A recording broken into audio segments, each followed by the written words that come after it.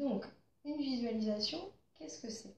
Comme je vous l'ai dit, c'est utilisé par des tas de coachs, des tas d'enseignants. L'idée, c'est que votre imaginaire a un poids considérable.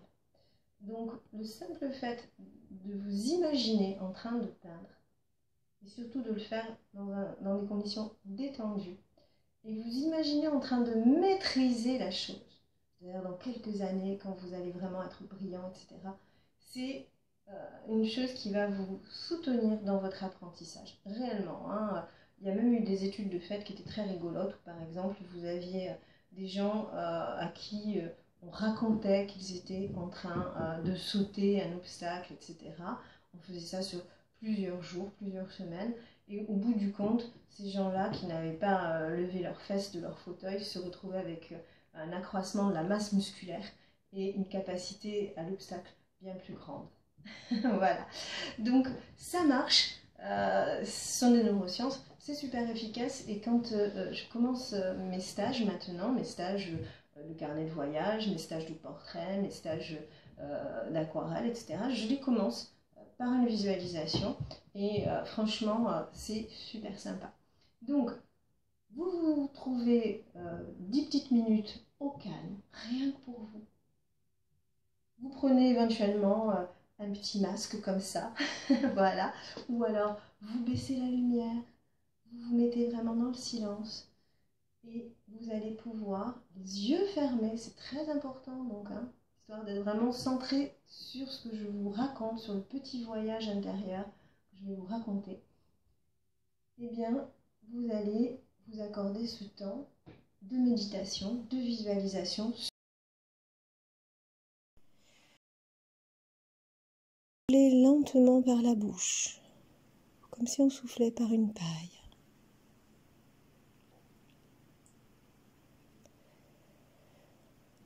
Encore une fois, le souffle par le nez.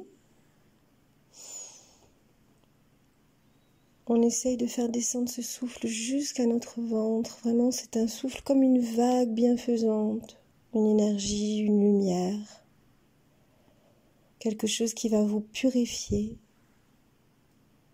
Et on souffle comme si les petits soucis, les toxines, tout ce qu'on amène de négatif de l'extérieur, les petites contrariétés, tout ça, ça repart par le souffle, par la bouche.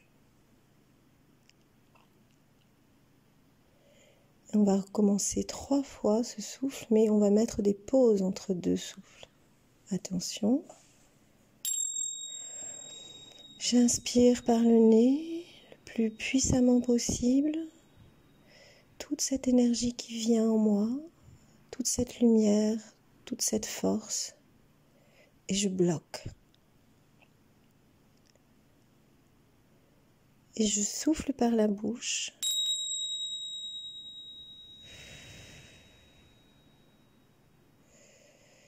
Imaginez, c'est comme un papillon noir avec des idées noires qui sortiraient après s'être imprégné de toutes les mauvaises choses.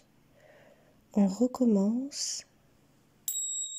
Inspiration par le nez, à fond, à fond, à fond, à fond. Je me nettoie de la tête aux pieds, en passant par mon cœur, mes poumons, tous mes vaisseaux. Je bloque et je souffle.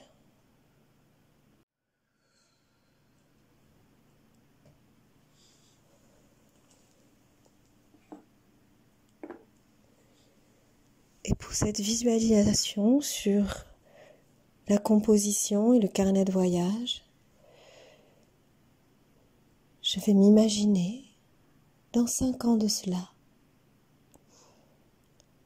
Je suis peut-être chez moi ou peut-être chez une amie très chère.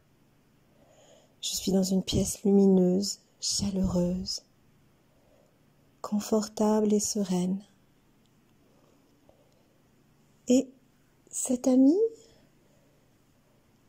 qui est toujours proche de mon cœur, vient de faire un voyage. Et elle m'a montré des photos. Elle m'a montré des petits objets qu'elle avait rapportés de ce voyage. Il y a même une carte postale qu'elle m'a envoyée. Cette amie m'a laissée seule pendant quelques heures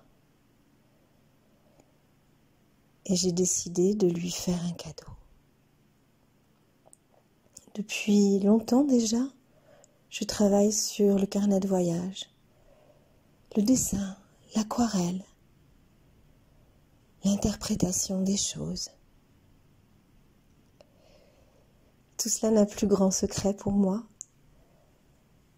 Et c'est comme un moment que je m'accorde à moi-même quand je prends mes crayons, mes pinceaux, mes papiers préférés. Et là, je regarde les photos de cette amie, je regarde ses paysages, ses couchers de soleil, ses villes, ses visages qu'elle a pris au vol, tous ces instants de plaisir et de bonheur. Et je commence à faire une sélection.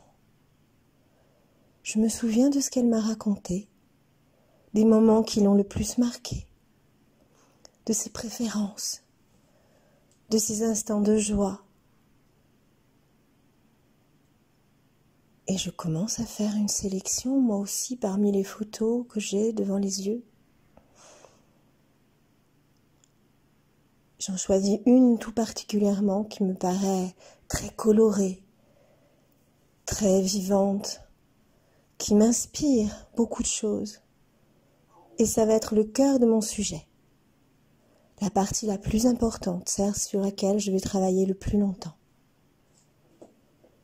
Et donc, je vais mettre en place sur un très beau papier, avec peut-être de l'aquarelle, peut-être quelques touches de gouache et d'encre. Je vais mettre en place ce dessin avec beaucoup de liberté parce que je veux garder cet esprit carnet de voyage. Et ensuite, je vais y mettre quelques touches de couleur. Il faut que ça reste spontané. Heureusement, j'ai la technique qui me porte depuis longtemps. Je sais qu'il y faut du contraste. Je sais qu'il y faut de l'élégance dans mon geste. Je sais qu'il y faut un minimum de perspective ou au moins un minimum de profondeur. Et ainsi, je vais travailler patiemment, longuement, sur ce premier sujet qui va être le cœur de ma composition.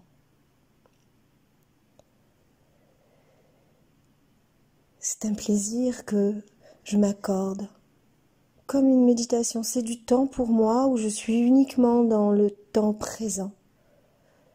J'ai laissé de côté tous mes soucis, toutes mes inquiétudes habituelles. Je ne suis que dans l'ici et maintenant et j'y suis bien.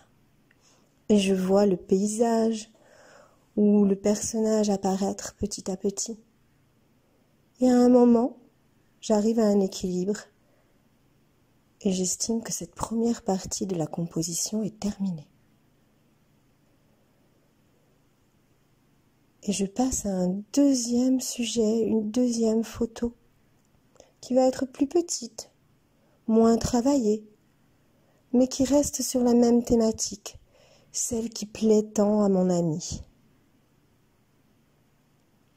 Je vais le travailler différemment, un petit peu moins, un peu plus petit, un peu moins coloré peut-être.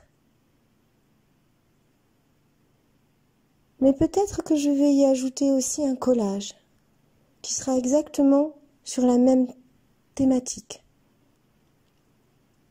comme un écho, plus simple et plus rapide, puisque ça va être un collage de photos ou un collage de tickets. Je ne sais pas encore, je cherche dans les petits documents que j'ai sous les yeux. Et là, j'en trouve un qui fait le contrepoint exact, l'enrichissement exact à la photo sur laquelle je travaille au crayon de couleur pour une fois, tiens, ça me plaît. Et un ou deux coups de pinceau. Et j'ai déjà fini ce deuxième morceau de ma composition. Et j'y ajoute quelques collages. Et je positionne tout ça sur un papier absolument magnifique, qui va bien avec les couleurs.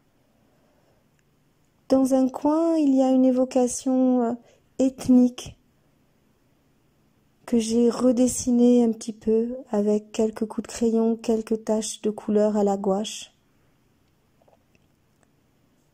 pour intégrer mon papier à ma composition et à mon thème. Je commence à coller et puis pour faire des passages, je remets quelques petits traits de contour comme un petit encadrement au feutre ou au pinceau. Et j'y ajoute un peu de texte. Avec ma plus belle calligraphie, une calligraphie inspirée par le pays visité par mon ami. Et je lui mets un petit mot pour lui rappeler tout mon amour, toute mon amitié. J'y ai passé quelques heures de paix et de créativité et de plaisir. Et je regarde lentement, longuement ma composition avec toutes les pièces collées. Je rajoute un petit trait, une petite touche de couleur pour bien équilibrer l'ensemble, pour faire des liens entre les différentes photos ou collages ou dessins ou aquarelles. Et ma foi, j'en suis contente, je souris et je signe au bas de cette feuille. Et bientôt mon amie va revenir et elle découvrira sur la table cette composition que je lui offre. Et nous sourirons toutes deux.